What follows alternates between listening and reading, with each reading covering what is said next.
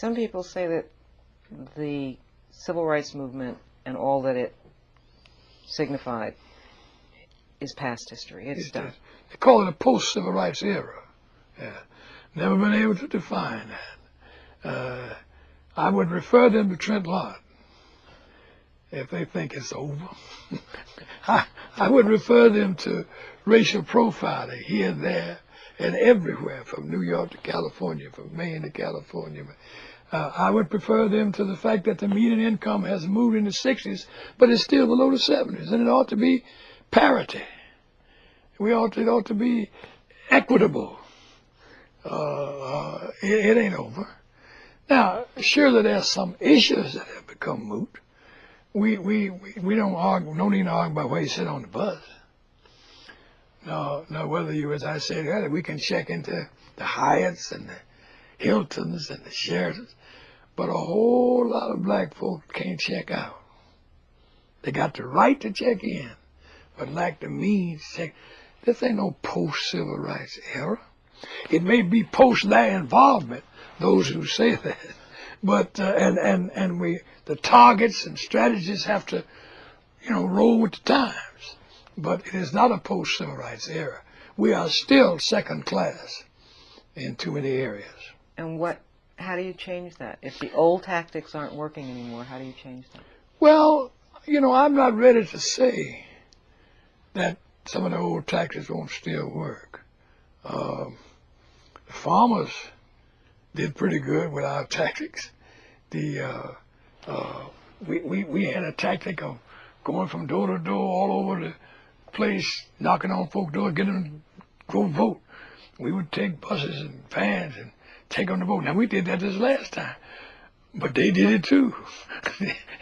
The Christian Coalition man, Jack Reed, and the rural whites, they were knocking on doors, they had vans, they were computers, they were turning out to vote, and they left Max Cleveland at home and defeated our governor because they used some of our methodology.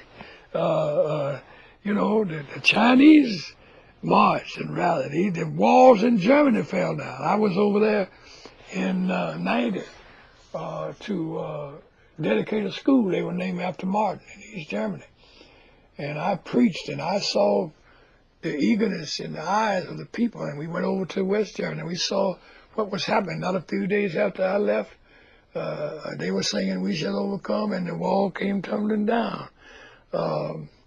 Those methods still have their place. Marching to the voting booth and disrupting the peace and tranquility of the community still can be effective. But those must not be the only thing. And they weren't then. They weren't the only thing then. Economic boycotts are still effective. I guarantee you. Coca-Cola just got in trouble here last year. And it was the threat of a boycott that made them do some mighty things that they should have already done. And they've done more than most anybody. I give them credit. The flag in South Carolina, they took it down because of the boycott. Over here, we didn't even have to boycott. They changed it because we said if you don't, there will be a boycott. It was changed. So don't throw away all the old tactics yet, but develop new techniques to go with the new challenges. Voting is still a powerful way. With all the turnout we turned out in this past election better than we did in '98. But it just wasn't enough because they turned out better than they ever did. So we still got 500,000 black folks in Georgia who are not registered to vote. That's a tactic that we need to employ immediately. So don't disparage some of the tactics that work. Some of them are still good, particularly one that has a green piece of paper involved. I don't know any corporation. It was just a few years ago when Publix came in, when we talked about boycotting them. So, and I can give you instance after instance after instance when the threat of economic withdrawal can change some things. And if we had these 500,000 African Americans registered to vote in Georgia, we could change a whole lot more. And the same thing is true across this country. So we need some of the old tactics as well as some of the new strategies that can be. We need new coalitions. The old coalition of conscience was what turned the tide in the earlier days. That coalition has sort of disintegrated. We need to bring it back. We need to once again convince working white people that the working people have common problems and there are common solutions. So we have to develop new techniques, but I'm not so ready to throw out all the old tactics because some of them still have power.